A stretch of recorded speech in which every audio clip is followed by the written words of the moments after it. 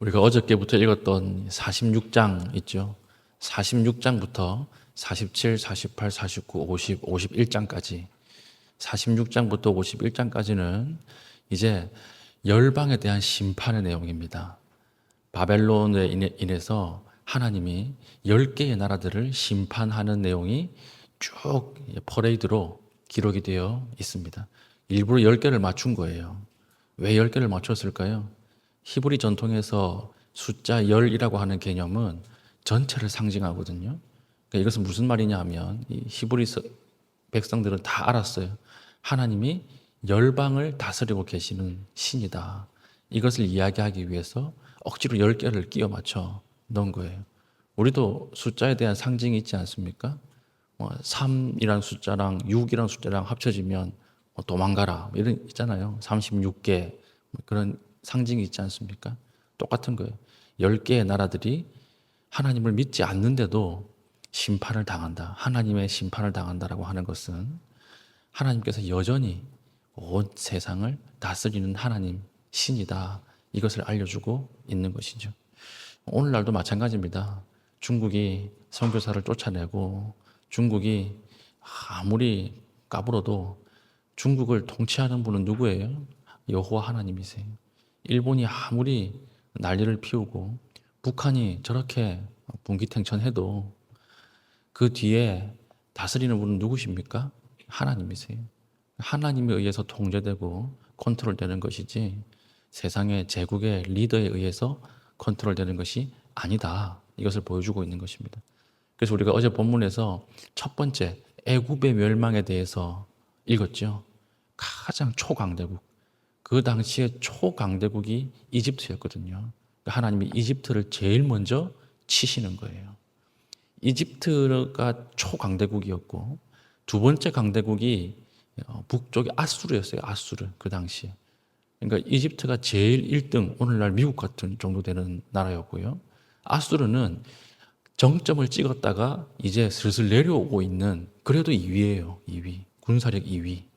그런데 하나님이 칼로 지금 들고 사용하려고 하는 바벨론, 이 바벨론은 이제 올라오고 있는 신흥 강대국입니다. 신흥 강대국. 그러니까 신흥 강대국이 지중해 패권을 장악하기 위해서 계속 2위 아수르에게 전쟁을 거는 거예요. 아수르를 잡아야 자기들이 패권 국가가 되니까. 애굽 입장에서 볼 때에 가만히 놔두면 안 될 것 같거든요. 저 바벨론 가만히 놔뒀다가는 나중에 우리를 위협할 수도 있겠다. 그래서 애굽이 2위 아수르와 같이 연합하는 거예요. 그래서 바벨론과 싸웁니다. 그럼 업계 1위, 2위가 같은 편을 먹고 이제 신성국가, 아무 힘이 없는 강대국이 보기엔 신성국가가 싸우는데 누가 이겨요? 바벨론이 이기는 거예요. 이게 이제 예레미야를 통해서 말씀하시는 거예요. 그러니까 애굽 의지하지 마라.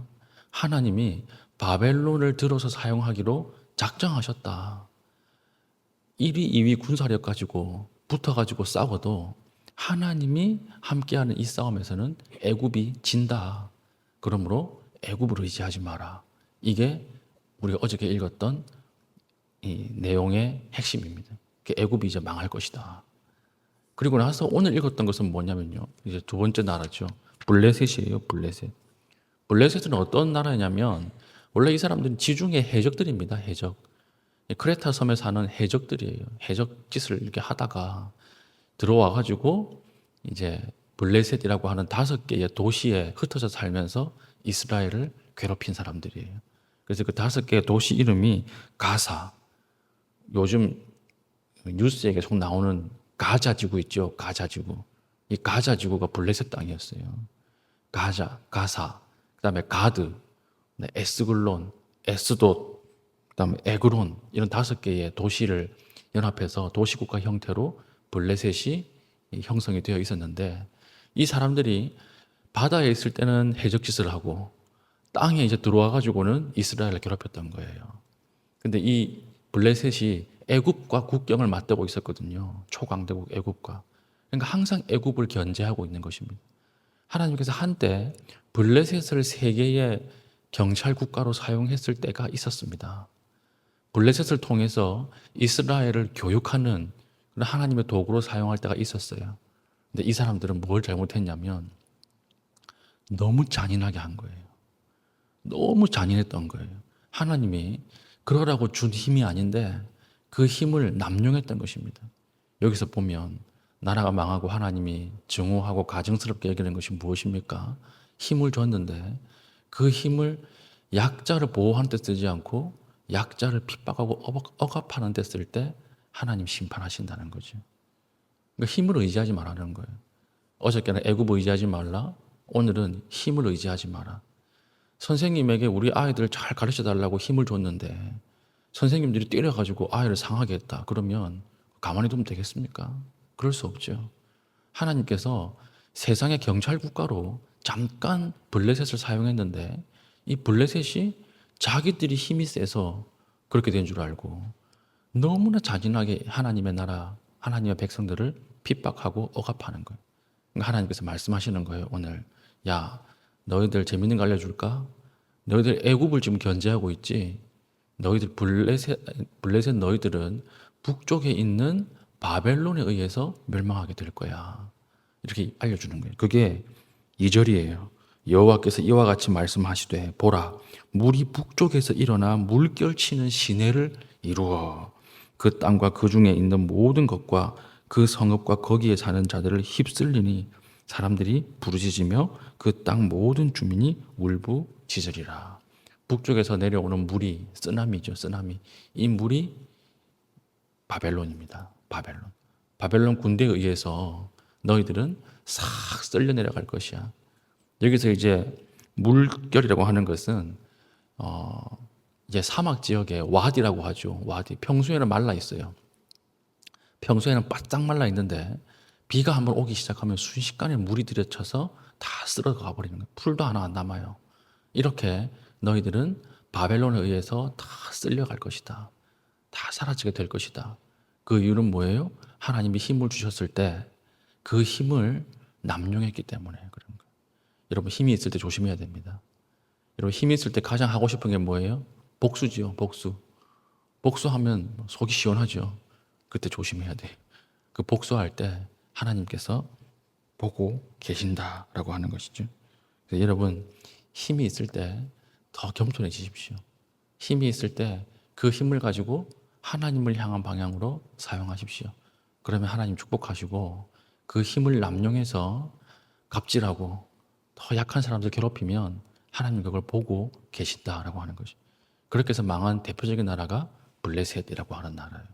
두 번째 국가 심판이 선포됐죠. 블레셋. 첫 번째는 애굽, 두 번째는 블레셋. 그리고 오늘 이제 48장부터는 모압이에요. 모압. 모압은 왜 심판당하는가? 하나님 모압에 대해서는 정확하게 이야기합니다. 우리 이제 내일 모레 계속 모압에 대해서 살필 거거든요. 모압이 망하는 이유는 딱 하나예요. 7절. 48장 7절 보십시오. 내가 내 업적과 보물을 의뢰함으로 너도 정복을 당할 것이요. 여기서 업적은 뭐냐면 군사력이에요. 군사력. 그리고 보물은 뭐겠습니까? 경제적 부예요. 모압이라고 하는 나라는 아주 잘 살았던 나라입니다. 부국이었어요. 그런데 뭘 의지했습니까? 하나님을 의지하지 않고 자기들의 업적, 군사력과 경제적 부를 의지하니까 하나님이 그 모압도 끌어내려 버리는 것입니다. 그러니까 하나님 외에 의지하는 것들 있죠, 여러분. 그것 때문에 망해요. 조금 더 우리 조금 가볍게 생각하면 뭐냐면 여러분들이 의지하기 때문에 그 사람이 망하는 거예요. 여러분 자녀 의지합니까? 절대 의지하지 마세요. 자녀 망해요. 여러분 재물 의지합니까? 재물 의지하지 마세요. 그거 망합니다. 하나님 왜 그거 망하게 하실까요? 하나님만 의지하라고. 그거 붙잡고 있으면 절대 하나님 의지하지 않기 때문에.